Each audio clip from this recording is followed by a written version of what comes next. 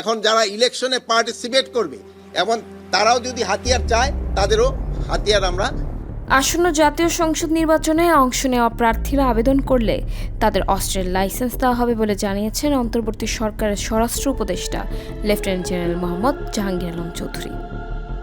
শনিবার 13 ডিসেম্বর আইন শৃঙ্খলা সংক্রান্ত কোর কমিটির সভা শেষে সাংবাদিকদের ব্রিফিংকালে এসব কথা তিনি বলেন। স্বরাষ্ট্র উপদেষ্টা বলেন, যারা নির্বাচনে অংশ নিচ্ছেন তারা যদি অস্ত্র চান তবে তাদের অস্ত্রের লাইসেন্স দেওয়া হবে, আর যে সমস্ত প্রার্থীর অস্ত্র সরকারের কাছে জমা রয়েছে সেগুলো তাদের ফেরত দেওয়া হবে। সরকার 50 লক্ষ টাকা পুরস্কার। লুট হওয়া ও অবৈধ অস্ত্র উদ্ধারের বিষয়ে উপদেষ্টা বলেন, আইন শৃঙ্খলা বাহিনীর অভিযান চলমান রয়েছে। এটিকে আরও জোরদার ও বেগবান করার জন্য এবং সন্ত্রাসীদের দমনের উদ্দেশ্যে committee operation devil hunt phase 2 অবিলম্বে চালু করার সিদ্ধান্ত নিয়েছে। ওসমান হাদির উপর হামলায় জড়িতদের দ্রুত গ্রেফতার করা হবে বলে জানিয়ে তিনি আরও বলেন, সরকার বিষয়টিকে সর্বোচ্চ গুরুত্ব দিয়ে দেখছে।